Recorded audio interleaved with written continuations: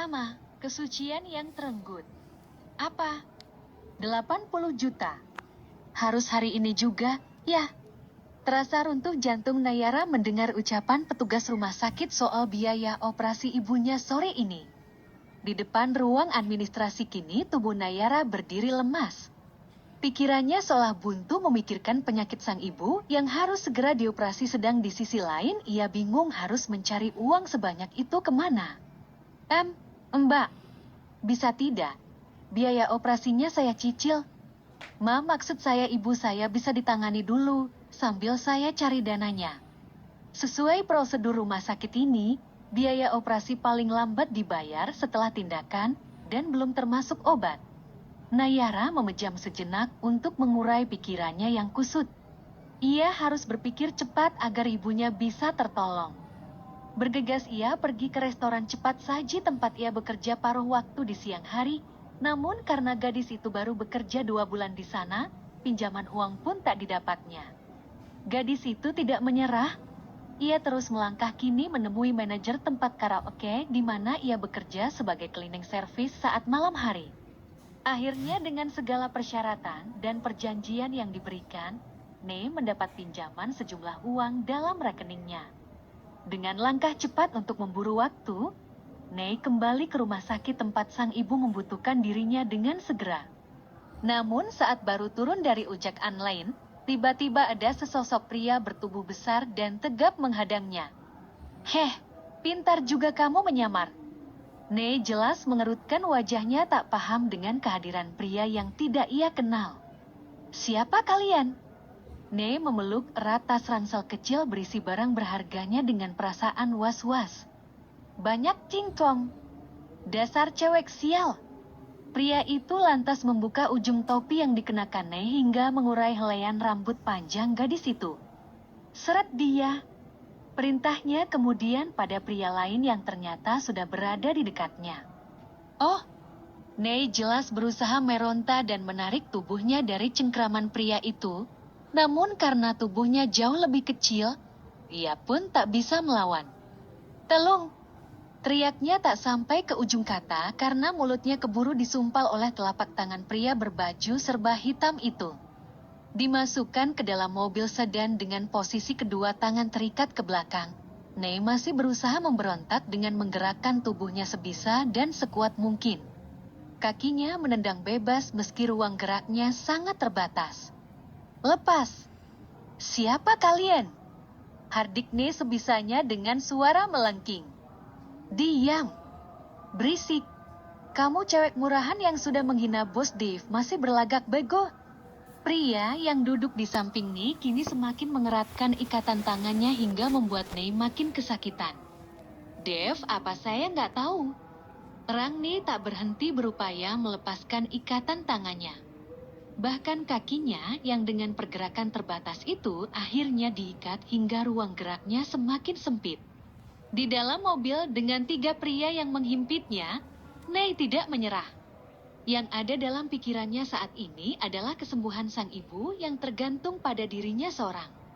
Pria yang duduk di seat depan kemudian mengambil tas milik Nayara lalu membukanya. "Tolong jangan diambil, jangan. Di situ ada." Plak! Pria di samping Nei tak tahan juga menampar wajah gadis itu hingga ia terisak saat melihat tasnya dibuang begitu saja melalui jendela mobil yang dibuka sebentar lalu ditutup kembali. "Kalian jahat. Tolong lepaskan saya." Nayara kembali histeris lalu menendang seat di depannya dan meronta sebisanya. Hingga pria di sampingnya kemudian semakin tidak bisa menahan emosi karena menjadi korban tendangan Nei yang sudah tak karuan lagi.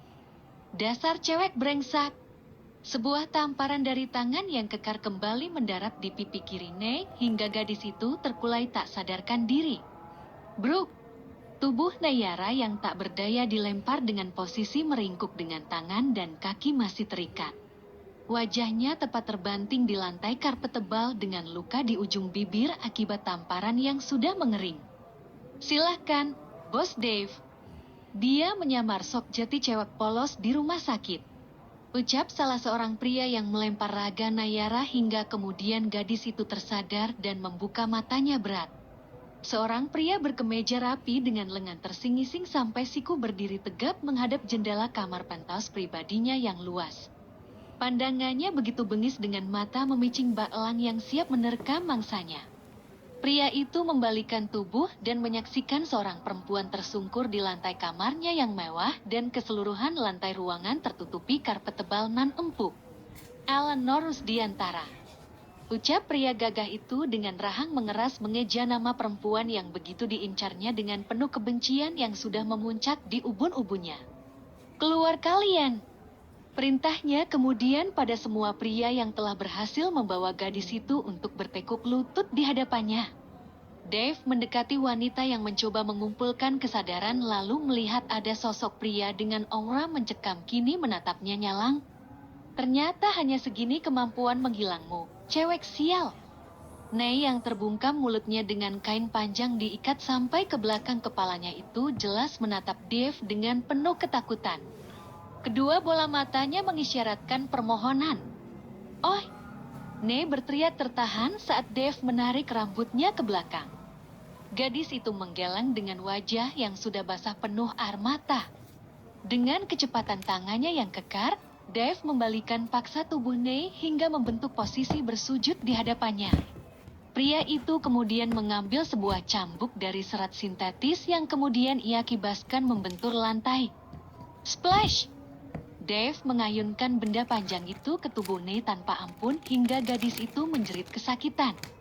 "Ini untuk hinaanmu di depan semua orang yang mengenalku," ucap pria itu menyeringai dingin tanpa belas kasihan. "Aha! Dan ini untuk kesombonganmu yang seolah berada di ujung langit dan bisa merendahkan siapapun." Dave kembali mencambuk tubuh Nayara dan kali ini mengenai sebagian wajahnya. "Sekarang aku akan buktikan bahwa semua tuduhanmu itu hanya omong kosong."